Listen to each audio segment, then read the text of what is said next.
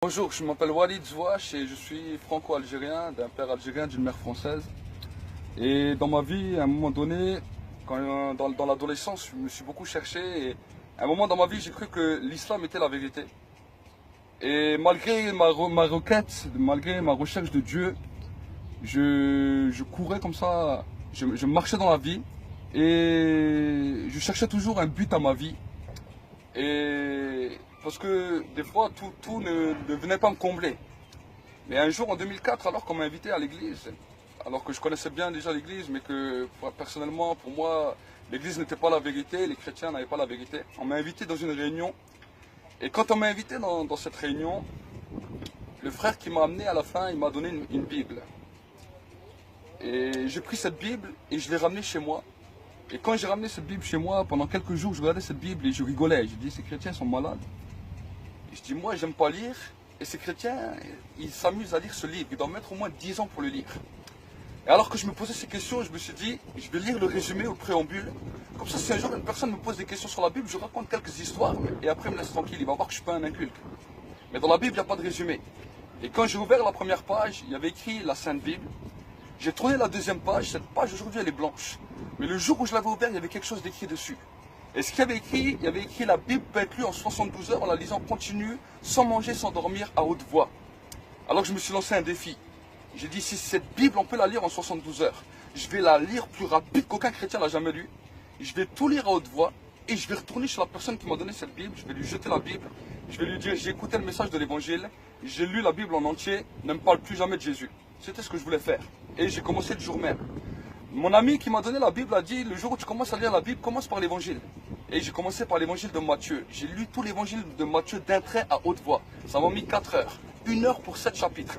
Et quand je suis arrivé à la fin de Matthieu, j'étais fatigué. J'ai mis un marque-page. Le lendemain, je me suis relevé, j'ai lu Marc et Luc d'un trait. Et quand je suis arrivé à la fin de Luc, j'ai dit, j'espère que toute la Bible n'est pas comme ça. Ils auraient pu faire un livre, ça aurait fait les 3. C'est les mêmes histoires. Mais toujours que je n'étais pas converti. Et le troisième jour, je lis Jean et Actes des Apôtres. Et quand je lis l'Acte des Apôtres, la Bible elle dit que les disciples de Jésus sont dans la chambre haute et que le feu du Saint-Esprit tombe sur eux. Et ils se mettent à parler en d'autres langues. Moi, je suis tout seul. Je suis tout seul dans mon appartement sur Mulhouse. Et au moment où je suis en train de dire ça, le feu du Saint-Esprit tombe sur ma tête. Ma tête, aux pieds, je parle une langue que je ne comprends pas.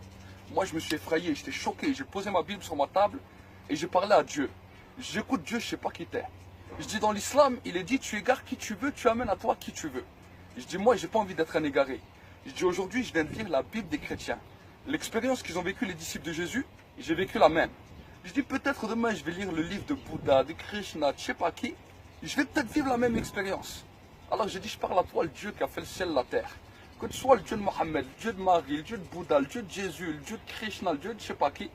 Je veux pas que c'est un homme qui me le révèle, je veux que c'est toi. Et pour que je suis sûr que c'est toi, je veux que ça se passe puissance 1000 comme jamais t'as fait un homme et que je décolle pas de mon lit. Mais sache une chose, si pendant toute cette vie que je suis sur cette terre, tu m'as jamais dit quel est le vrai chemin, quelle est la vraie vérité, le jour où j'arrive au paradis devant toi, tu pourras jamais dire que je t'ai jamais cherché. J'ai fermé ma Bible, je suis allé me coucher, je croyais que Dieu allait me répondre par l'islam. Le soir, Dieu m'a rien dit. Mais le lendemain, quand je me suis levé, j'ai sorti dehors, j'ai fait ce que j'avais à faire, je suis rentré chez moi, je me suis un peu assoupi, j'ai dormi. Je n'avais ni bu, ni fumé. Et tout d'un coup, quand j'ai voulu me relever, j'étais paralysé. Juste ma tête qui bougeait, tout mon corps était paralysé. Et je commence à dire, ça y est, j'ai fait tellement de bêtises, Dieu m'a puni. Et quand je commence à dire ça, je vois une vision qui est devant moi. J'appelle souvent cela la télé de Dieu. À l'époque, je disais la télé de Dieu. Mais je vois cette vision qui est là, ouverte devant moi. Et je me vois, moi, avec mon meilleur ami, en train de lui prêcher l'évangile. Et quand je vois ça, je refuse cette vision. J'ai dit, non, ça, c'est pas moi. Je dis, premièrement, je ne suis pas un prêcheur, je suis un gars de quartier. Deuxièmement, je ne suis pas un chrétien, je suis un musulman. Je refuse cette vision. J'ai combattu contre cette vision jusqu'au moment où j'entends la voix de Dieu audible qui me parle et qui me dit, sans Jésus, tu ne peux pas être sauvé. À partir de ce moment-là, toute ma vie a été bouleversée. Et à partir de ce moment-là, quand la vision a disparu, moi je croyais que la vision a duré 10 minutes, j'ai regardé ce moment, il y a 4 heures qui se sont passées. Je fais, waouh, tu lis la Bible, il se passe des choses de fou.